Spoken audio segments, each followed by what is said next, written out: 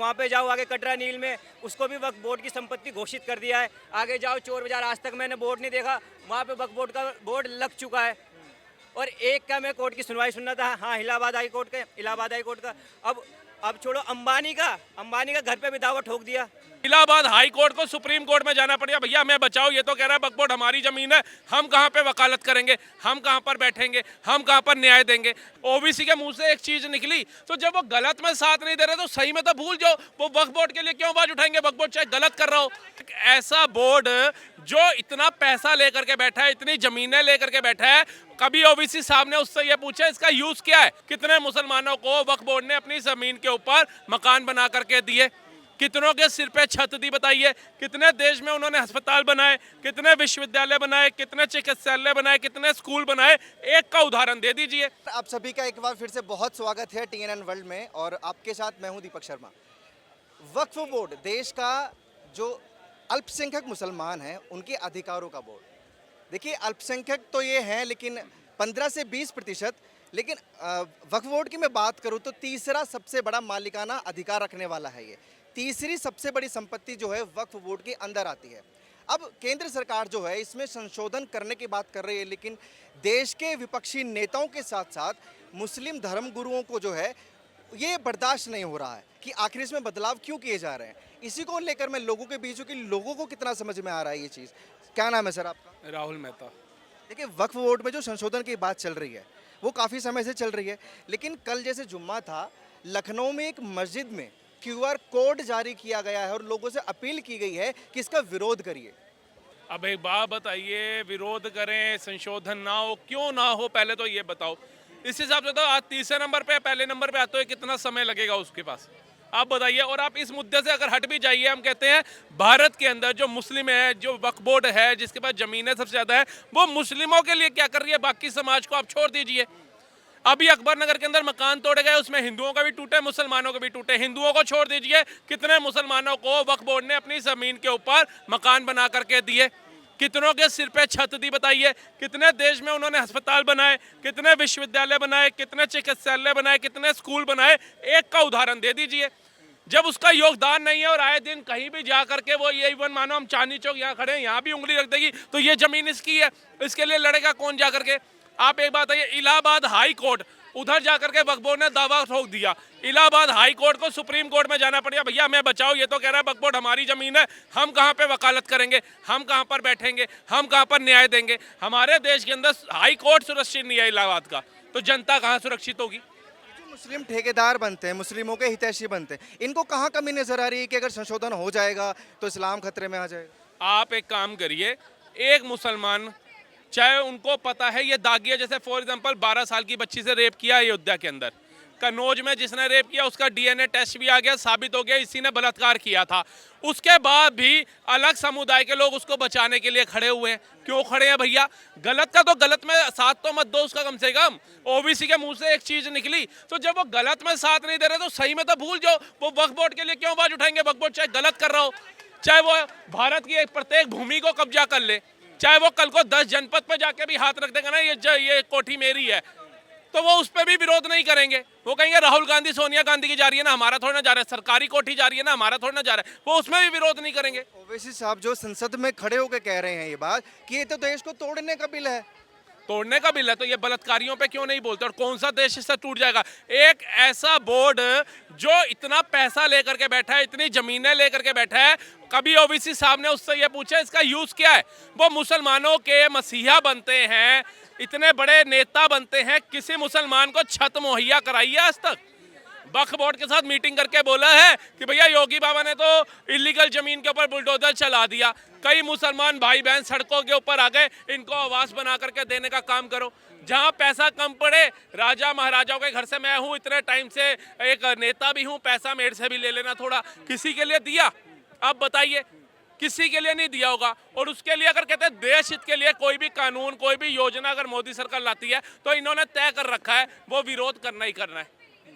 अरे विरोध कर। अच्छा, भगवंत मान सिंह की बात करूं तो वो भी जो है एक बात कह रहे हैं कि छेड़िए मत, बीजेपी को कह रहे हैं, अदरवाइज जब जनता जागती है ना तो प्रधानमंत्री के घर से बत्तखें और मुर्गियां चुरा लेती है। जनता तो तब भी जागी थी सर जब अन्ना आंदोलन हुआ था, जनता तो तब भी जागी थी, एक आस की किरण आई थी कि शायद जो कांग्रेस ने दिल्ली में भ्रष्टाचार किया उससे निजात केजरीवाल सरकार दिलाएगी, इसको वोट दो। और पहली बारी में जो बंदा कहता था हम कांग्रेस से गठबंधन नहीं करेंगे, जो उसको जेल में डालने के लिए सत्ता में आया था, आपको याद नहीं होगा जब पहली सरकार बनी इनको पूर्ण बहुमत नहीं मिला था, इन्होंने कांग्रेस को ऑफर किया था हमारे को भैया गठबंधन कर लो हमारे साथ, हमारी सरकार बना दो। जो कांग्रेस को डालने के लिए जेल में आया था तुम उससे गठबंधन मांग रहे हो, और कांग्रेस ने गठबंधन नहीं किया उस समय, इनको रिजाइन देना पड़ा और पब्लिक को ये बोल दिया भाई हमें काम नहीं करने दे रहे, हम अपनी कुर्सी को लात मार रहे हैं। अरे कुर्सी को तुम नहीं लात मार रहे, जनता ने तुमसे मरवाई है। उसके बाद इन्होंने जो एजेंडा चलाया, लोग दिल्ली के भावुक, उन्होंने कहा चलो मौका एक तो दे, पूर्ण बहुमत दे दिया इनको, सरकार बना ली, तब से जो वादा किया था वो आज तक पूरा किया तो बता दो, अगले तो भूल ही जाओ आप। अच्छा, लेकिन सवाल नहीं खड़े होते, शोभा देता है जो वो मुख्यमंत्री के पद पर होते हुए ऐसी बातें बोल रहे हैं कि जनता जागी है तभी मुर्गियां चोरी करी हैं, उनको गलत नहीं लगा ये बिल्कुल? उन्होंने सही बोला है, जनता तो जागी है तभी 7 की 7 सीटें भाजपा की झोली में डाली है, तुम्हारी नहीं डाली। बांग्लादेश की बात करूं, जो भगवंत मान सिंह कह रहे हैं कि शेख हसीना के घर में जो कुछ उत्पात मचाया है वो लोग जाग गए हैं। अब क्यों नहीं जाग रहे? जब एक बहन तलवार लेके निकली सारे हिंदू एक हो गए, मोदी जी योगी जी वाला जो अभी बयान था कटोगे तो बटोगे, वो एक हो गए ना बटे, अब एक हो गए। अब क्यों है वो जिहादी, अब कहाँ है वो मारने वाले, मार के लटकाने वाले, अब कहाँ है हिंदू बहन बेटियों के साथ बलात्कार करने वाले? बताओ ना।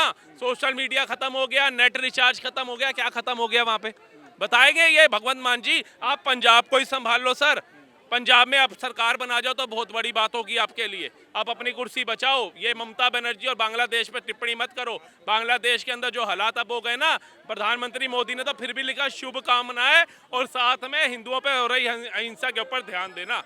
तुम्हारे राहुल गांधी जी गठबंधन का हिस्सा, उन्होंने 2 शब्द लिखने जरूरी नहीं समझे जिन हिंदुओं को हिंसकवादी कह रहे थे। 1 मिनट रुक जाइए, आपका क्या नाम है? नाम ही नहीं है कुछ? अच्छा ये बताइए, लेकिन जो स्कैनर लगाया गया उस मस्जिद में, इस चीज़ से क्या सरकार पे फर्क पड़ेगा? वो संशोधन करेगी या रुक जाएगा, क्या लगता है? संशोधन तो सर उसमें होके रहेगा, मोदी है, मोदी डरता नहीं है। 370 हटाई थी, खून की नदियां बह जाएंगी, बह गई खून की नदियां। तिरंगा जलाने वाले कहाँ गायब हो गए, सेना को पत्थर मारने वाले कहाँ गायब हो गए, बता दीजिए। और एक बार आपको एक और चीज बताता हूँ, 1991 से लेकर के टिल आज तक ये 200 पार नहीं कर पाई कांग्रेस, और ये बात मोदी की करती है। 1991 से टिल 2014 तक जब तक इनकी सरकार थी, प्रधानमंत्री अगर मनमोहन सिंह जी बन रहे हैं, प्रधानमंत्री अगर नरसिम्हा राव जी बन रहे हैं, प्रधानमंत्री अगर इंदिरा गांधी जी बन रहे हैं, तो रेल मंत्री पता है कौन होता था? लालू प्रसाद यादव, गठबंधन का हिस्सा, ठीक है। उसके बाद स्वास्थ्य मिनिस्टर किसको बना देते थे? ममता बनर्जी को। उसके बाद शिक्षा मंत्री बना दिया था किसी और गठबंधन के हिस्से को। आज चाहे एनडीए की सरकार है, लेकिन भाजपा का प्रधानमंत्री, भाजपा का गृह मंत्री, भाजपा का परिवहन मंत्री, भाजपा का रेल मंत्री, भाजपा का वित्त मंत्री है, भाजपा का विदेश मंत्री है। गठबंधन का हिस्सा नहीं दिया, सरकार उनके मन मुताबिक चल रही है। जिनको ये कह रहे थे लंगड़ी सरकार है, 1 महीने में गिर जाएगी, 2 महीने में गिर जाएगी, तुम्हारी तरह लंगड़ी सरकार उन्होंने नहीं चलाई, मोदी जी ने। वो आज भी भाजपा के जो कर्मठ नेता है उनको साथ लेकर के चल रहे हैं। तुम्हारे में दम था, तुम तो अभी भी राज्यों में नहीं संभाल पा रहे, तुम देश को क्या संभालोगे? बहुत शुक्रिया। आपका नाम क्या है सर? आप कहते हो मोदी जी खराब आदमी है। मुजफ्फरनगर में, जानते हो मुजफ्फरनगर को? सहारनपुर मुजफ्फरनगर जिला लगता है। वहाँ जाट गुजरों की लड़ाई हुई थी एक टाइम में, अब क्यों नहीं हो रही वो? मैं यादव हूँ, ये लिख रहा बिरादरी का यादव हूँ, अखिलेश यादव क्यों सपोर्ट नहीं करता हूँ, बीजेपी को क्यों सपोर्ट करता हूँ? क्यों करता हूँ? इसलिए करता हूँ ना, जनता को सुरक्षित रख रहा है वो। बीजेपी सरकार सुरक्षित लग रही है? अरे टॉप की बेहतरीन, योगी और मोदी से टॉप तो कोई सरकार नहीं आई आज तक। ये कोई सरकार कुछ नहीं है। जाट गुज्जर हीर मार दिए इसने, नहर में गिरवा दिए, कुछ नहीं करा इसने। 20-20 लाख की सरकार की नौकरी दे दी उन्हें, इनके लिए कुछ नहीं करा। ठीक है, आता हूँ आपके पास में। आपका क्या नाम है?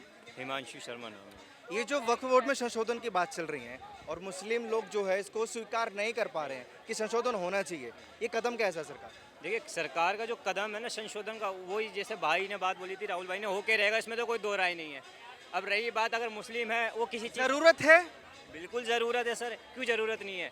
अभी पटना में एक गांव है जिस पे दावा ठोक दिया गया, वहाँ पे सालों से हिंदू परिवार रह रहे हैं, वो कह रहे हैं हमारी तो पूरी 3 पीढ़ियों से ज़्यादा यहाँ पे खप गई और अब हमें निकलने के लिए धमका रहे हैं मुस्लिम कि अब निकलो।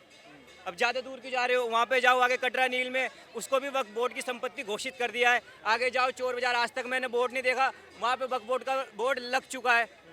और एक का मैं कोर्ट की सुनवाई सुनना था, हाँ इलाहाबाद हाई कोर्ट का। अब छोड़ो अंबानी का घर पे भी दावा ठोक दिया, कल कोई हमारे घर पे भी दावा ठोक देंगे। देखिए उसमें कोई दो राय नहीं है, जहाँ पे मुस्लिम हो और वहाँ पे विरोध ना हो, बिना सोचे समझे विरोध ना हो, उसमें कोई दो राय नहीं है। मुस्लिम का तो पक्का है मोदी सरकार का विरोध करना, चाहे उनके पक्ष में बात हो चाहे विपक्ष में, तो जाती ही नहीं है। पक्ष की बात हो तब भी विरोध करेंगे। लेकिन विरोध सही चीजों पे करना चाहिए ना। ये जो ओवैसी जो हैं ये कह रहे हैं कि देश को तोड़ने वाला बिल है, तो जोड़ने वाला नहीं। तो खुद कैसे बयान देते हैं, खुद भी तो कहते हैं जब योगी मठ में चले जाएगा, मोदी इस पहाड़ों में, सॉरी मोदी मठ में चले जाएगा योगी पहाड़ों में, तब तुम्हें कौन बचाएगा। उसका कहता है छोटा वाला भाई हम तो देख लेंगे, वो कहता है इसका ही पार्टी का वो क्या नाम है विधायक, 15 मिनट दे दो खाली करवा देंगे। तो खुद कौन से जोड़ने वाली बात कर रहे हैं, खुद तो उससे भी ज़्यादा खतरनाक बात कर रहे हैं। और ये लोग, मैं तो बड़ा देख के चिंतित हूँ, कल ही QR कोड लग भी गए और सिर्फ एक ऐलान हुआ कि इसको स्कैन करो। लोग लाखों की भीड़ में ऐसे पागल हो गए स्कैन करने के लिए, पता नहीं कैसा काम किया है। और 50% से ज़्यादा इलिटरेट हैं ये, देश की जनसंख्या, इनका योगदान कुछ नहीं है आर्थिक में ना पढ़ाई में। जैन समाज है सबसे ज़्यादा योगदान करता है, आज तक इसने तो कोई लड़ाई नहीं करी, इसने तो नहीं कहा मुझे कि मेरे को वोट दो, मेरे को अलग देश दो। सबसे ज़्यादा आर्थिक योगदान ये करते हैं।